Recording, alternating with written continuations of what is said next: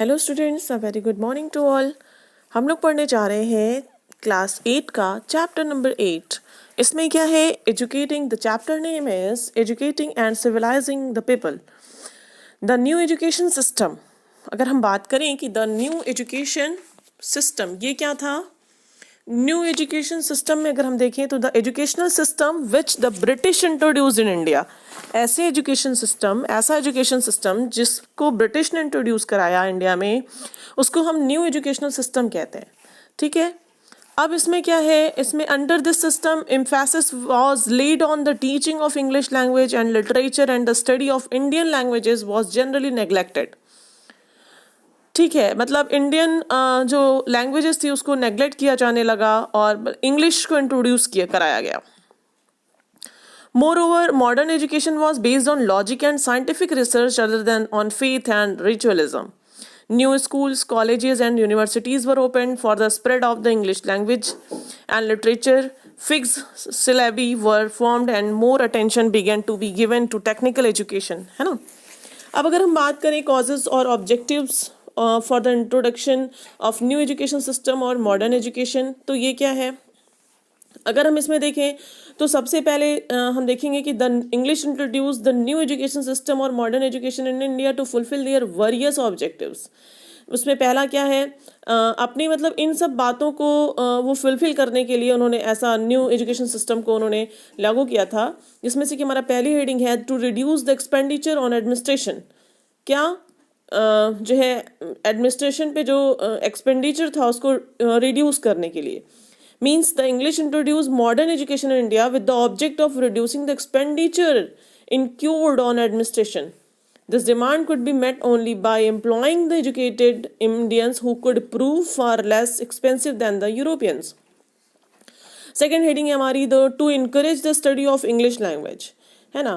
Encourage study means English की study को encourage करने के लिए, इंग्लिश लैंग्वेज को इनकरेज करने के लिए उन्होंने ऐसा किया।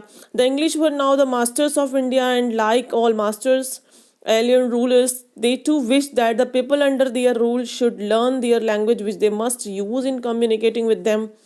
Third है to expand market for English goods. उन्होंने अपनी मार्केट एक्सपैंड करी, किस लिए? इंग्लिश गुड्स के लिए।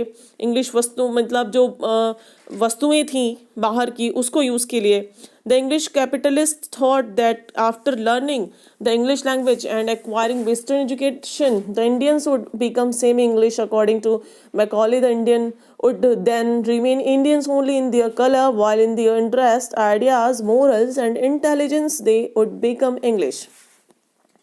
फोर्थ है स्प्रेड ऑफ क्रिश्चियनिटी। उनका एक और उद्देश्य था, वो क्रिश्चियनिटी को फैलाना चाहते थे। जो the Christian missionaries believe that modern education would end among the Indians what little faith they had in their religious beliefs, thus they would be attracted towards Christianity. बात करें अगर हम steps taken by the company to introduce western education in India, first है हमारा early efforts and contribution of William Jones. अगर हम in the beginning देखें तो the company never took it was it's duty to give education to the Indians. It was a commercial company and its sole motive was to earn profits and not spend money on education. इसके बाद क्या हुआ? Similarly sir William Jones, a जज of the Supreme Court, founded the Asiatic Society of Bengal in AD 1784. This society in later years did a lot of work in spreading education. जो कि William Jones के बारे में कहा जाता है कि वो एक विद्वान थे, very learned man who had acquired mastery over many languages including Greek, Latin, French and English. He had also learned much about the Persian, Arabic and Sanskrit languages. He took keen interest in studying ancient Indian texts on religion, philosophy, morality and politics, law and arithmetic, है ना? इसके बाद अगर हम देखें तो हुआ क्या कि particularly William Jones felt the need to study Indian history, philosophy and law because of the following reasons. पहला रीज़न ये था कि उन्होंने ऐसा महसूस किया कि जो भारतीय सिविलाइजेशन है, जो भारतीय सभ्यता है, had attend a great glory in the ancient times but had subsequently declined. कि मतलब एंशिएंट टाइम में जो सभ्यता थी, जो सारी चीज़ें थी वो बहुत ही अच्छी थी, एक महान तरीके की थी, तो वो अब क्या हो चुकी थी, डिक्लाइन हो चुकी थी.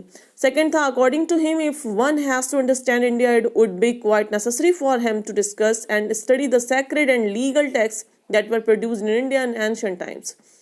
Third tha, the study of ancient texts could only reveal the real ideas and laws of both the Hindus and the Muslims. Fourth hai, the future development of India also depends on such a study. By discussing ancient texts and their situations, the British would become the guardians of Indian culture as well as its masters. Consequently, a madrasa was set up in Calcutta in 1781 for the study of Arabic, Persian and Islamic law by Warren Hastings, and the Hindu College was started in 1791 for the promotion of ancient Sanskrit texts. तो ये कौन थे? ये sir William Jones ही थे जिन्होंने ये सब किया था. सेकेंड है हमारा charter acts of India. Charter act में देखें तो इसमें क्या था, इसमें ये था कि in England a feeling was gaining ground that company had done party practically little for the intellectual and more development of the Indian people. It was therefore laid in the Charter Act of AD 1813 that the company would set aside a sum of rupee 1 lakh for promoting the knowledge of modern sciences in India. But even this major amount was not utilized for several years as no decision could be reached as to what the medium of education should be. And third है हमारा James Mill and Thomas Macaulay's views on education. Those company officials like William Jones, Henry Thomas, Colebrook and H.H. Nathaniel Halhed, etc., who wanted to promote Indian rather than Western learning, began to be known as Orientalists. Okay, but there were others like James Mill and Thomas Macaulay who attached the Orientalist and thought that European education was essential in India. They held such a view because of the following reasons. कुछ ऐसे थे उसमें विद्वान जो कि मतलब वो सिर्फ चाहते थे कि वेस्टर्न लर्निंग को ही कोई प्रमोट किया जाए, वेस्टर्न लर्निंग को ही बहुत अच्छे तरीके से फैलाया जाए, जबकि उसमें से कुछ विद्वान ऐसे थे, कुछ इंग्लिशर्स ऐसे थे, जैसे अगर हम बात करें सर विलियम जोन्स की, तो ये चाहते थे कि यहाँ पे जो जितनी भी लैंग्वेज है उन सबका सम्मान हो, ठीक है. तो अब हम देखेंगे कि उसमें सारे रीजंस क्या क्या थे. तो the latter held the view that knowledge of the east was full of errors and unscientific thought. Second है eastern literature was non serious and light hearted. Lord Macaulay went further. He said that India was an uncivilized country that needed to be civilized. ऐसा मानते थे. According to him, no branch of Eastern knowledge could be compared to what England had produced. ऐसा सोचते थे वो. Laying emphasis on the need of teaching the English language, Lord Macaulay felt that the knowledge of English would allow the Indians to read some of the finest literature that the world had ever produced. Fifth, he went further and said that the teaching of English could prove useful in civilizing people, changing their tastes, values and culture. तो देखा जाए तो according the English Education Act was passed in 1835, which decided to promote the teaching of Western sciences and literature through the medium of English alone. Okay?